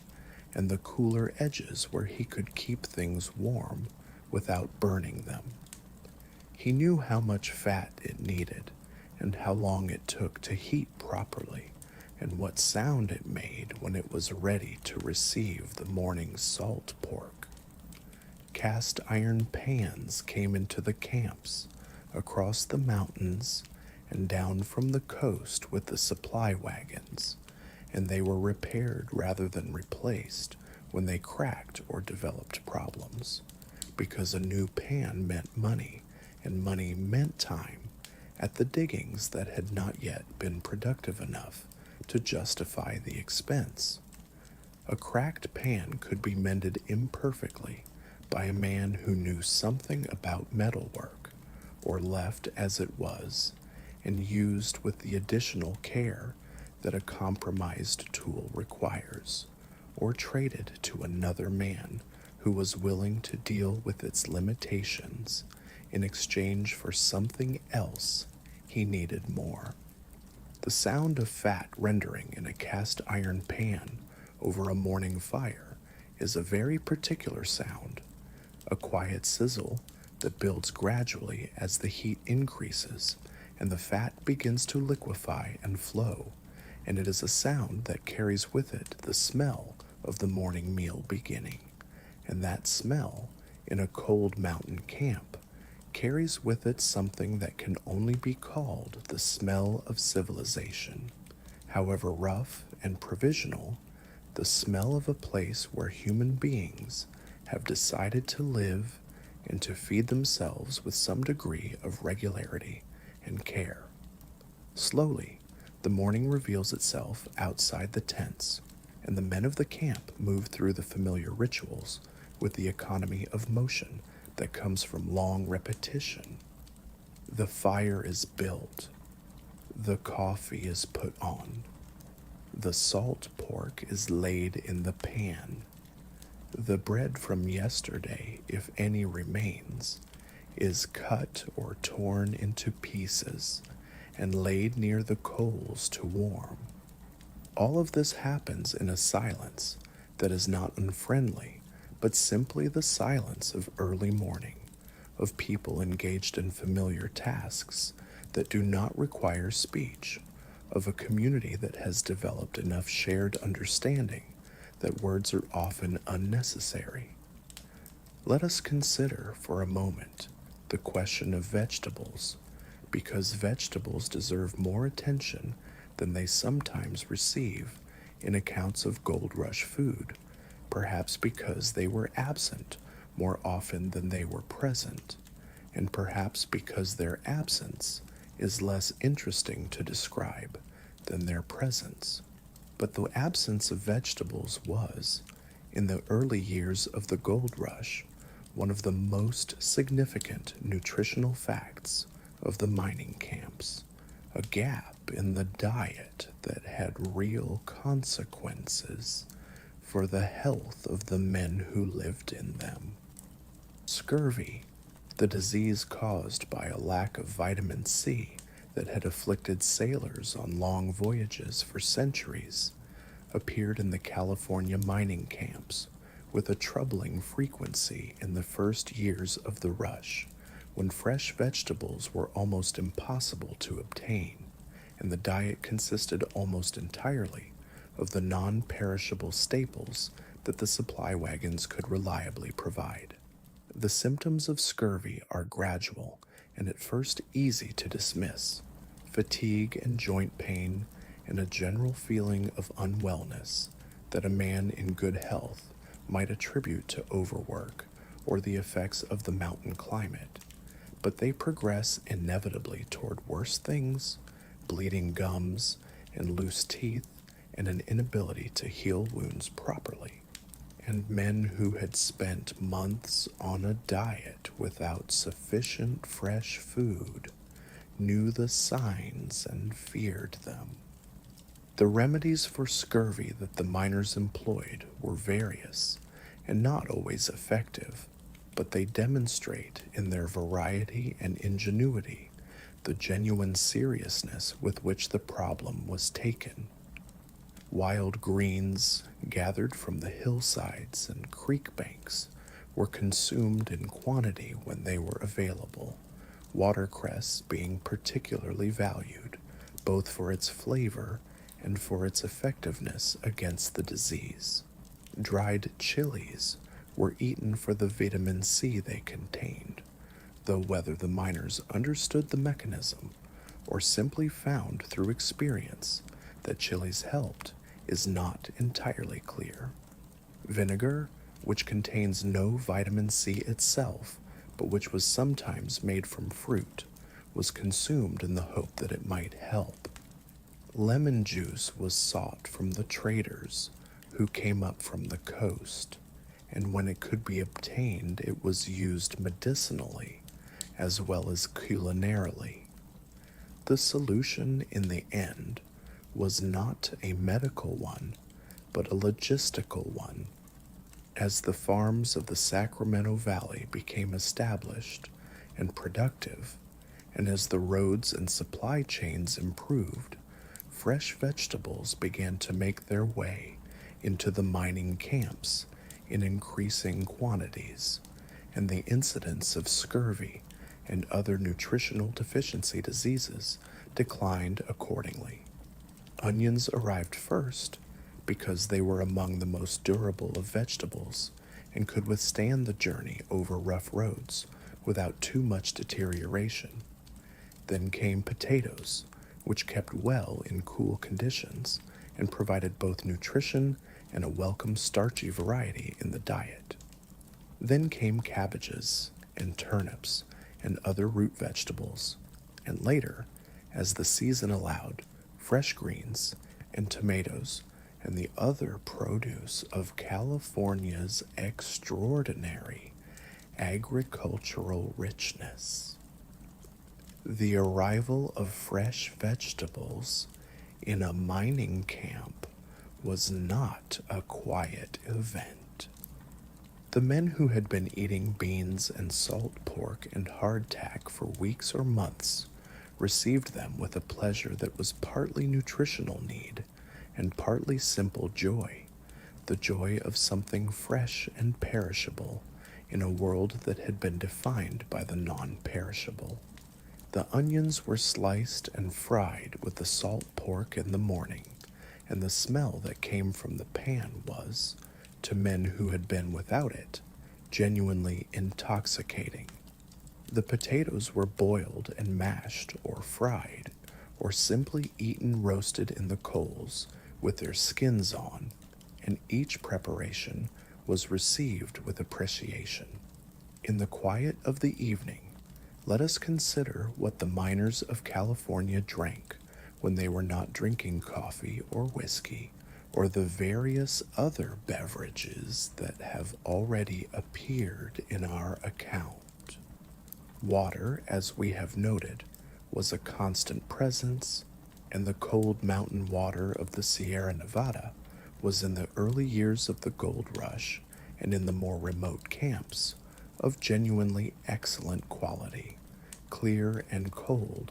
and tasting of nothing but the stone it had traveled over on its way down from the high places where it began. The miners who worked the creeks and rivers were by definition always near water, and they drank it freely, sometimes directly from the stream, sometimes from the buckets they carried, sometimes from the barrels that were filled in the morning and kept in the shade through the day. Cider was occasionally available,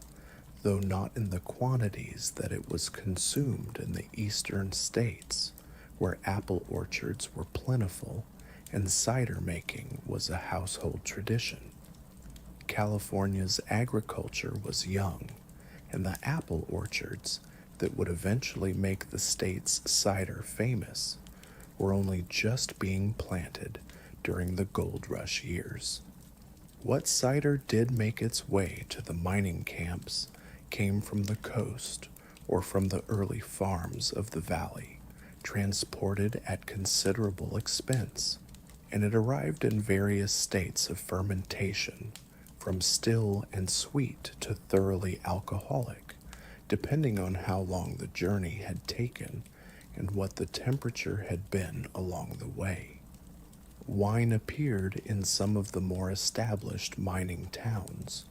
brought up from the vineyards that had been planted around the missions in the coastal regions of California,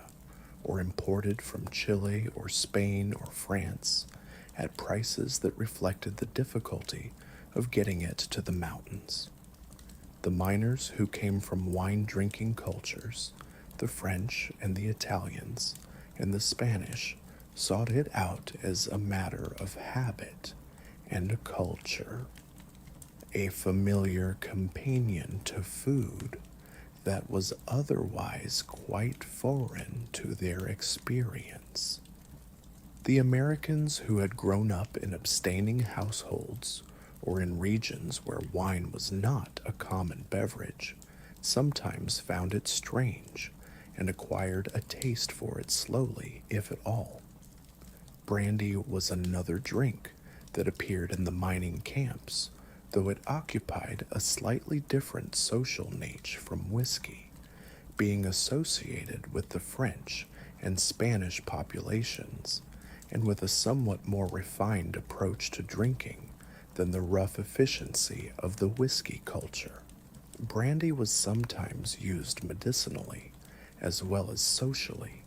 a few drops added to coffee against the cold of the mountain morning, or applied externally to wounds in the absence of better antiseptics,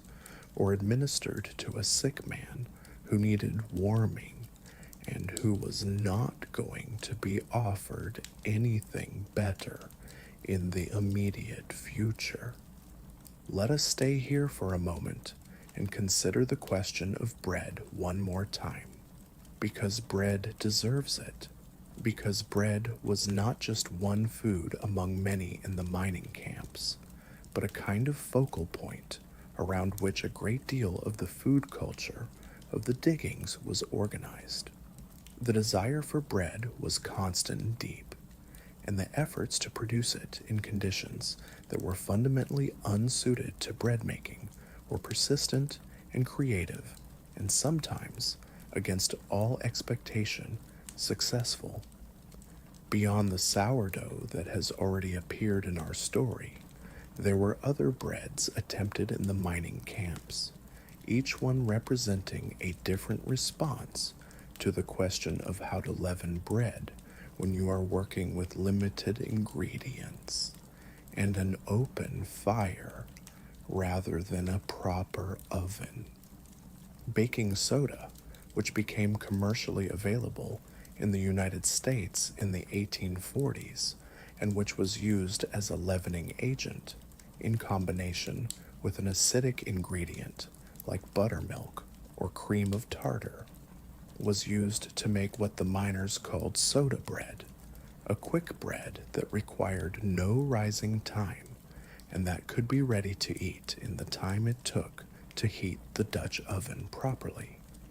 Hardtack which we have already met in the form of the commercial crackers that arrived on supply wagons, was also made by some miners in camp when flour was available and time was not. A simple flat cracker of flour and water and salt that was rolled thin and baked very dry and hard. The resulting product was not exciting, but it was durable and filling, and in conditions where the question was not how good the food was, but how practical it was. Practicality won almost every argument. Flapjacks or griddle cakes were another form of cooked bread that was popular in the camps, made from a batter of flour and water, or flour and milk when milk was available, poured into a hot cast iron pan greased with a little pork fat and cooked until bubbles formed on the surface, then flipped and cooked briefly on the other side. The resulting cakes were soft and slightly chewy and entirely filling, and they were eaten with molasses when molasses was available, or simply plain, or with a piece of salt pork laid on top. They were a breakfast food primarily, but they appeared at other meals too, because they were quick to make and required nothing in the way of leavening, just flour and liquid and heat. There is something comforting about the image of a man standing over a cast iron pan in the early morning mountain light, watching his flapjacks cook, waiting for the moment when the edges set and the surface begins to look dry enough to flip, a moment that is less a matter of time than of observation, of reading the surface of the batter with the kind of attention that comes from experience and that cannot be entirely taught in words. This is one of the small practical arts of the mining camp kitchen,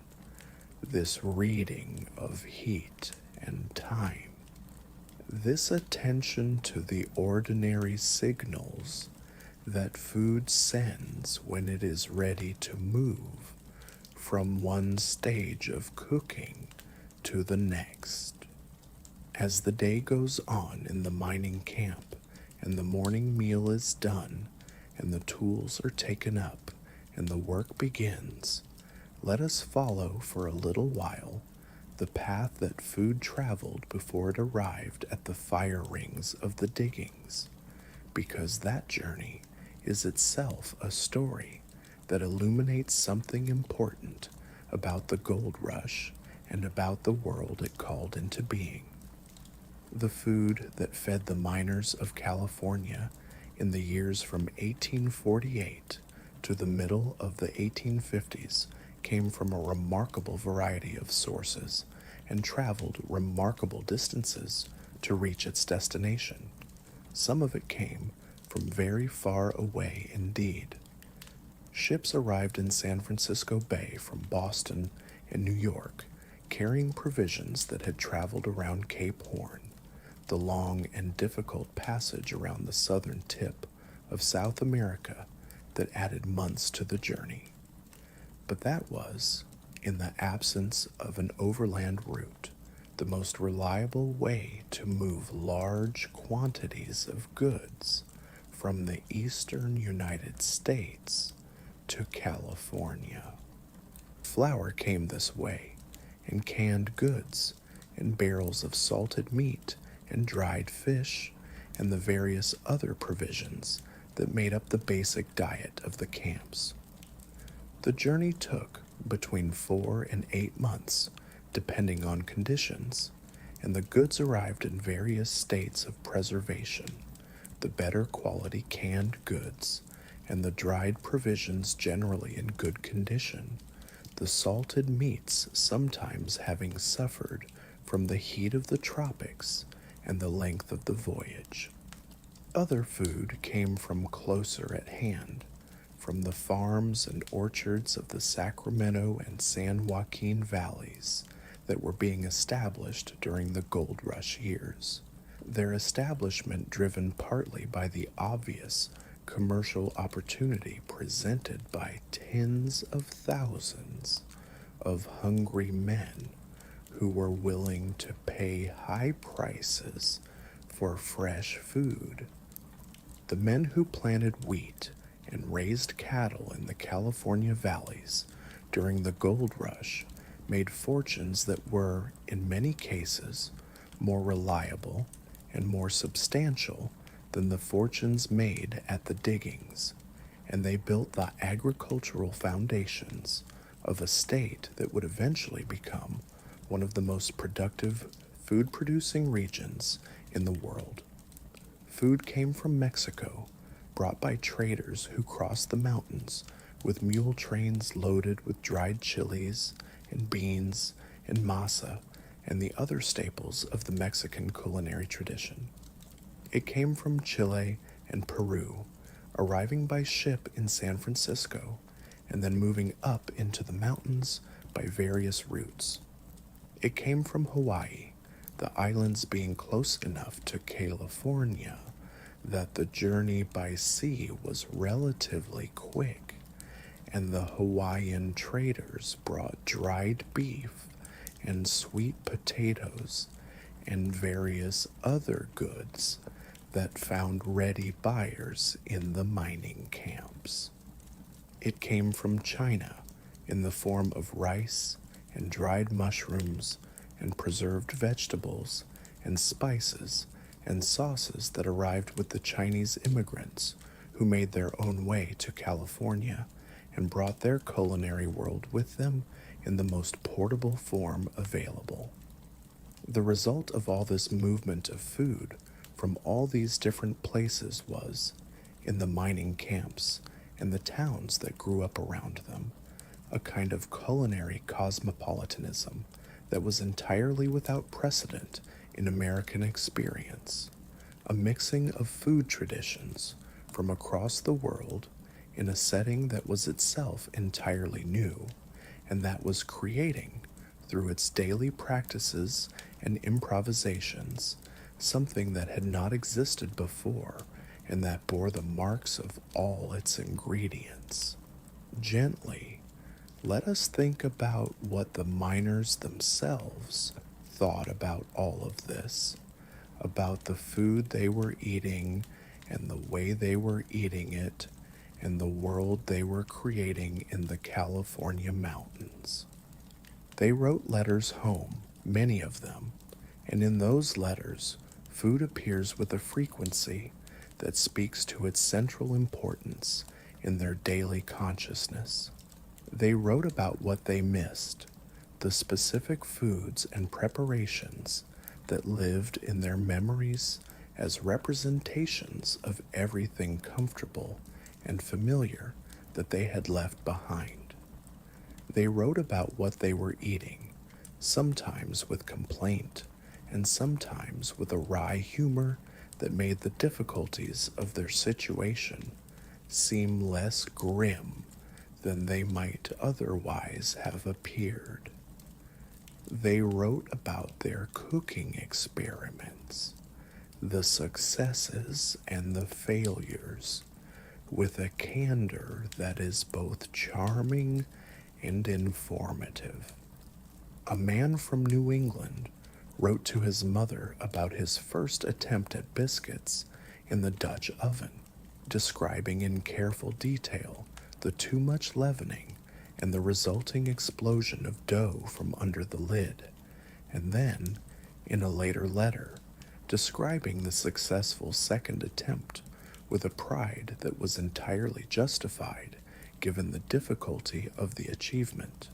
A man from Virginia wrote about learning to cook cornbread from a miner from Georgia who camped nearby,